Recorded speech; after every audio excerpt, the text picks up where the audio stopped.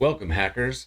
Today we are going to look into how to build an exciting villain to place in your adventures, and even to be the final boss of your campaign.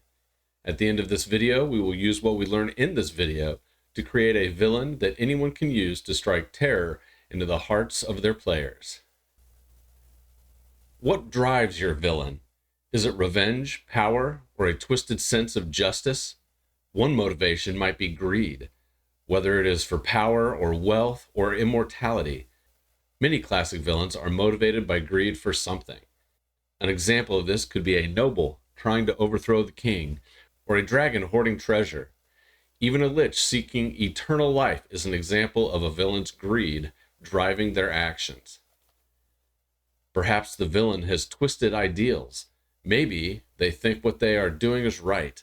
A zealot who believes purging all magic is necessary for order to thrive. Maybe a druid who tries to destroy civilization in order to save nature. Revenge is another possible motivation for the bad guys. The villain may want payback against a certain individual, organization, or the world itself. This could be a fighter seeking vengeance for a slain sibling. Another option is fear as a motivation. The villain could be scared of a certain group of individuals. Maybe they are afraid of death itself. Whatever their fear may be, they are terrified of it, and all their actions are driven by this fear. Picture a dragon terrified of a prophecy that his downfall is nigh. Whatever the motivation of the villain, try to go a little beyond the surface level. What experience shaped the villain's desires? How does it connect to their personality and backstory? Now that we know the villain's motivations, what are his goals? What does the villain want to achieve? A villain motivated by greed is likely never really satisfied. They might think, if I had 1,000,000 gold, I would be happy. But then they get that 1,000,000 gold and just want another 1,000,000. If I was just in charge of the town, people would respect me. No, the region. No, the kingdom. No, the whole world. The villain motivated by greed may have his goals change throughout a campaign, whether the party disrupts his plans or not.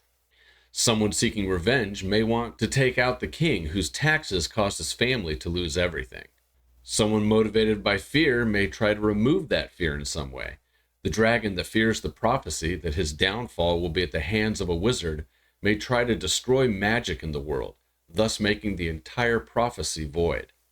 Remember, don't just have a mustache-twirling villain. Explore their backstory, flaws, and even moments of vulnerability.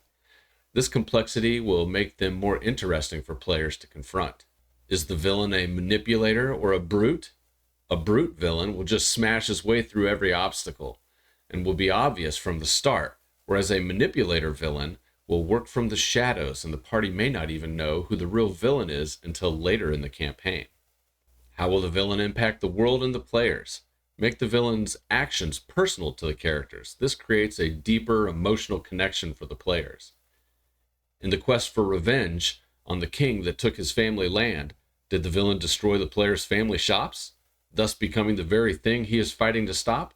This makes for an interesting backstory for the villain and the players, and can help show how the same action can lead to different outcomes.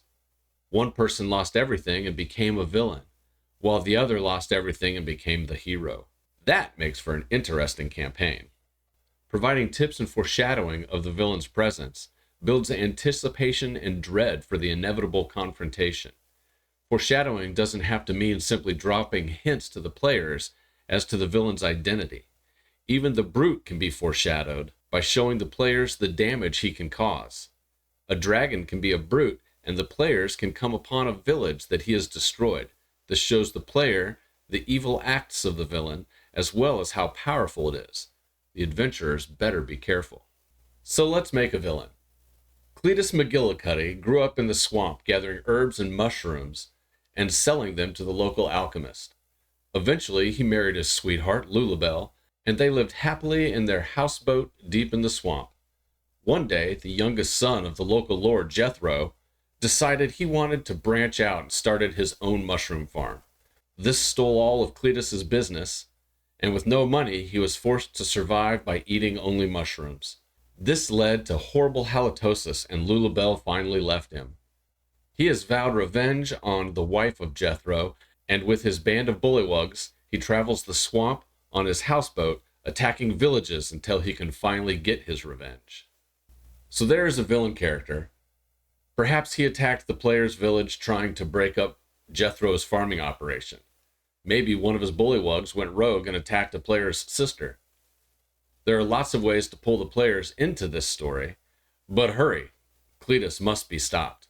You can't stop me. Like, subscribe, and share this video to help me get word out so I can finally defeat Jethro.